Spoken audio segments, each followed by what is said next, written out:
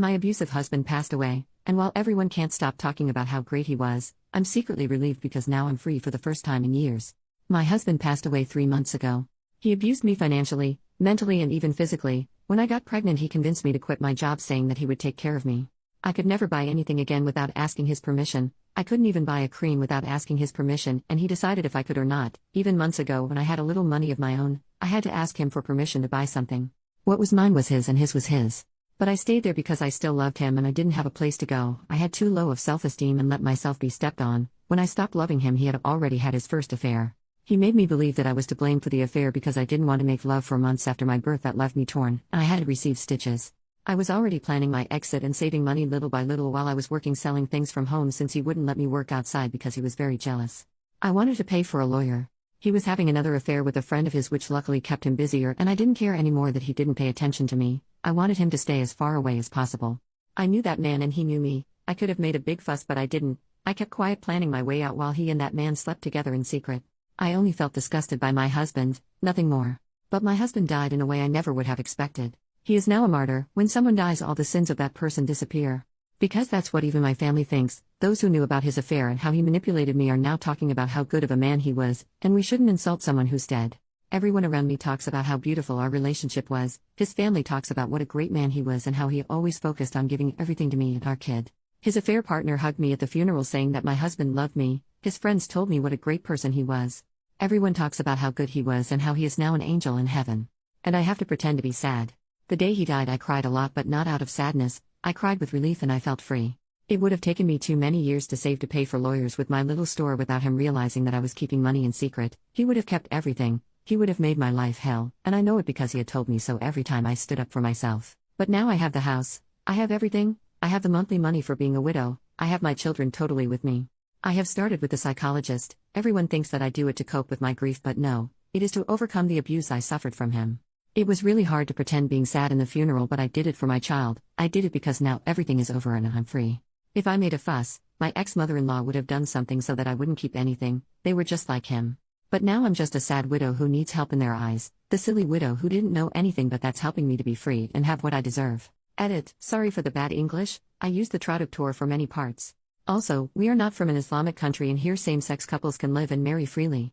He just cheated on me with a man like he cheated on me with a woman. I guess he was bisexual. Update 2 months later. It's been several weeks since I last posted, and I didn't expect my post to end up in other places.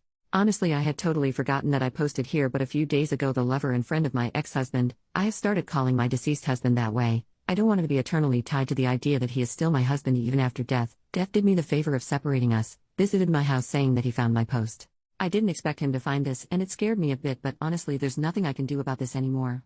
I posted it to the internet and I guess that's my fault. One of my sons let him in when I hadn't heard the doorbell, so I had no choice but to let him in to not make drama in front of my kids, and I wanted to know what he was going to say.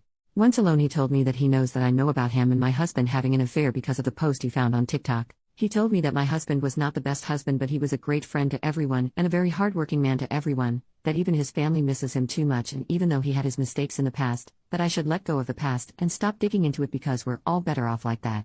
He was insisting for a while to such an extent that I felt intimidated by him to the point he reminded me of my husband, and it is the first time that I have that feeling with a man that is not my ex-husband. I can talk peacefully with them, but this situation made me feel on the verge of a panic attack because of his attitude. He's basically scared that I'll tell everything, that he's gay, and I don't know if he has a boyfriend, but maybe he does, and that's why he doesn't want me to say anything about their affair. I've been a submissive woman for years. My ex-husband turned me into a fearful woman that I wasn't before. He made me the kind of woman who was always going to put her head down, but when he died I felt so happy and liberated. I cried with relief for days. And when this man came into my house to tell me what to do, it was like seeing my ex-husband again, giving me instructions about how to behave and what to do. The man who knows very well that I was in an abusive relationship because he knew how my ex was and chose to sleep with him anyway. The man my husband made me cook for and then screwed him as if I were just a maid was at my house, telling me that my ex was a good person and that I should shut my mouth. He was telling me what to do and I just punched him in the face. To be honest, I wanted to slap him, but for some reason I felt so angry that I hit him, and it felt like hitting my husband as well. I don't regret it and I felt good. I yelled at him and told him to leave or I was going to tell everyone what happened. He ended up leaving the house and he has been quiet ever since that day. My main plan was just to shut my mouth and let go of the past, but that is one thing, and a totally different thing is that this man comes and wants to impose on me what to do as if I were a doll. Maybe my reaction wasn't the best, but I'm tired of people telling me to shut up. I never managed to say anything to my husband, and that day I felt that I somehow did that. I haven't told anyone yet, nor do I think about doing so, but if he does something, I won't hesitate twice before this time whether to make a TikTok or post on Facebook talking about everything. With the issue of the house, with the economic crisis, I am not sure that anyone can afford what a house like this is worth, but for now I have focused on finally being able to get a better job in the future to be able to rent a house and be able to rent out this house. That could be a really good way to have money. My other goal in the future is to buy a small piece of land, no matter how far it is. I just want to have something that is my own for me and my children. My children don't miss their father too much, and I understand them. It has taken me a while to get them a child psychologist, but recently they started to go to their sessions and they are doing well. I think the best thing I've done is to start making excuses for my ex-mother-in-law and my own family for not seeing them as often as before, and I've started the stage of cutting off contact little by little, making excuses with work or that we're not at home, although I still have to let my ex-mother-in-law come home from time to time. I think even my kids are happier when they see how much better my mood has been. I doubt that many people are interested in this, but thank you for the messages I received, although many do not understand that cultures and laws are different, and here buying a house or moving to the other side of a country in a month is impossible for many.